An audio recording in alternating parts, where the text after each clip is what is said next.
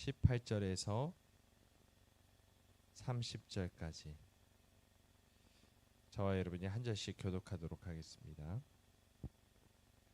어떤 관리가 물어 이르되 선한 선생님이여 내가 무엇을 하여야 영생을 얻으리이까? 예수께서 이르시되 내가 어찌하여 나를 선하다 일컫느냐? 하나님 한 분 외에는 선한 이가 없느니라. 내가 계명을 안 하니 간음하지 말라, 살인하지 말라, 도둑질하지 말라, 거짓 증언하지 말라, 내 부모를 공경하라 하였느니라. 여짜오되 이것은 내가 어려서부터 다 지켰나이다.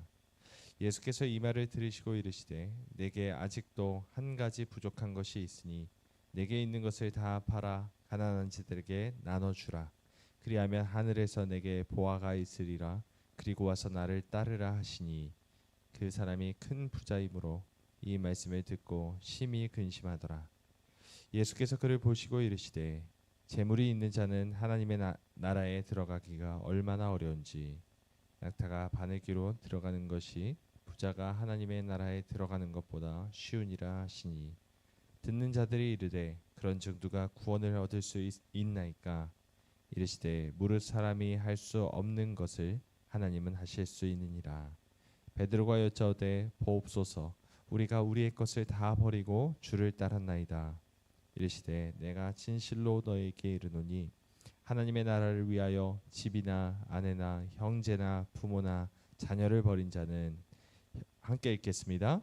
현세의 여러 배를 받고 내세의 영생을 받지 못할 자가 없느니라 하시니라. 아멘.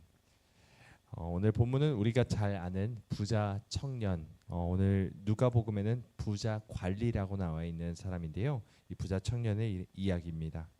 이 부자 청년이 예수님께 이렇게 묻습니다. 내가 무엇을 하여야 영생을 얻으리이까? 여러분, 이 질문에는 문제가 있습니다. 무슨 문제냐면 영생을 얻기 위해 내가 무엇인가를 해야 한다라고 생각하는 것 자체가 문제죠. 사실 이것은 세상의 모든 종교에서 나타나는 것입니다. 쉽게 이 기독교를 제외한 세상 모든 종교는 행위에 의한 구원을 말합니다. 쉽게 말해서 사람이 뭔가 선한 일을 해야만 구원받을 수 있다라고 말을 하죠. 예를 들어서 불교 같은 경우에는 나 자신을 완전히 지워서 무아지경, 이 무아지경이 되면 해탈을 할 수 있다. 그래서 구원을 받을 수 있다라고 말을 합니다. 그래서 계속해서 돌을 닦는 것, 이 속세에서 벗어나는 것, 이것을 강조하는 것이 불교입니다. 이슬람 역시도 알라신에 대한 믿음을 가지라 말하지만 선한 행위를 계속해서 해야만 구원을 받을 수 있다라고 말합니다. 이와 마찬가지로 그 당시 유대교 역시 지금의 유대교도 마찬가지지만 그 당시 예수님 당시의 유대교 역시도 율법을 지켜야만 구원을 얻을 수 있다라고 강조했습니다. 부자 청년은 당연히 율법을 잘 지키면 하나님의 은혜를 받아 구원을 얻을 수 있다라고 믿고 있었죠. 그리고 자신은 어렸을 때부터 율법을 철저히 지켰던 사람이었기 때문에 당연히 구원을 받은 사람이라고 자기 자신을 확신하고 있었을 것입니다. 예수님께 와서 물어본 것은 선지자라 알려진 이 예수님께 자기가 구원받았다는 사실을 다시 한번 확증받으려는 의도가 담겨 있었습니다. 그래서 예수님은 부자 청년에게 22절과 같이 말씀하시죠. 내게 있는 것을 다 팔아서 가난한 자들에게 나눠주고 와서 나를 따르라. 이 전 재산을 다 팔아서 가난한 사람에게 나눠주라라고 말씀하고 있는 것입니다.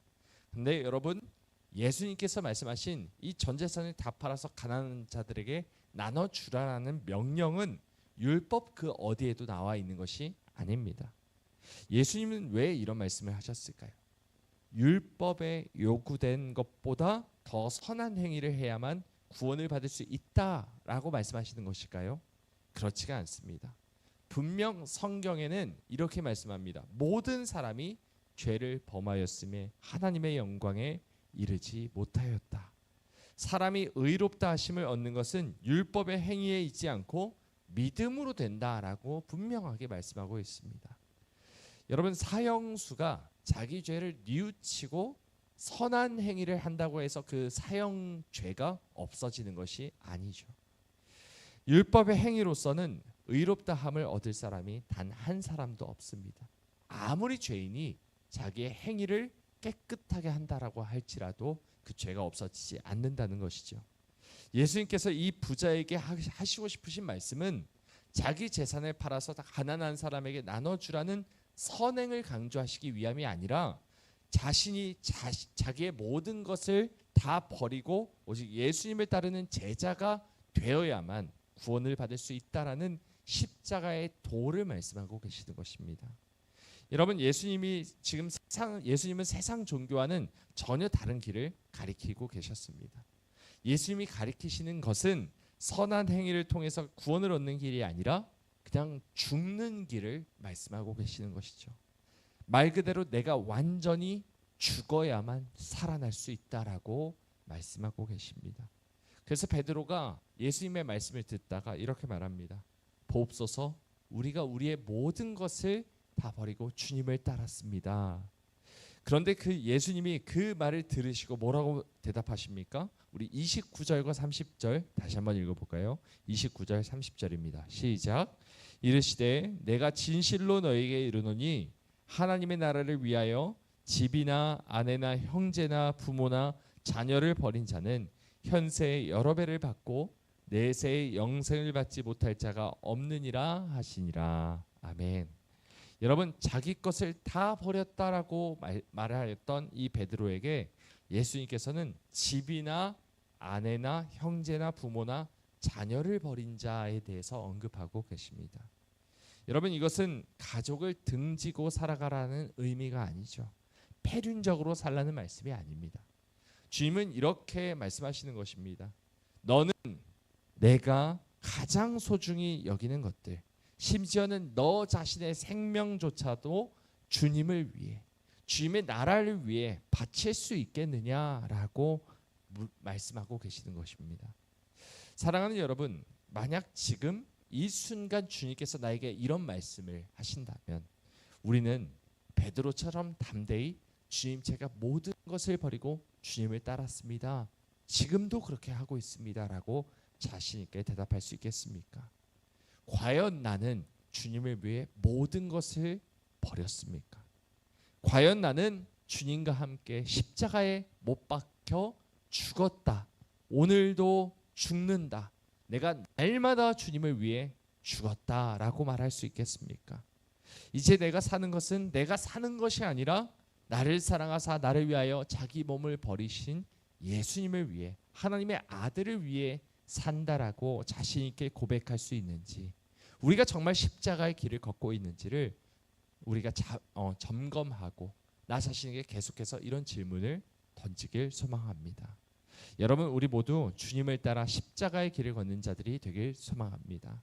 내가 사랑하는 모든 것을 포기하고 나의 삶조차 돌보지 않은 채 오직 하나님의 나라를 위하여 사는 자, 세상이 감당하지 못하는 자로 살아가는 우리 모두가 되기를 간절히 소망합니다.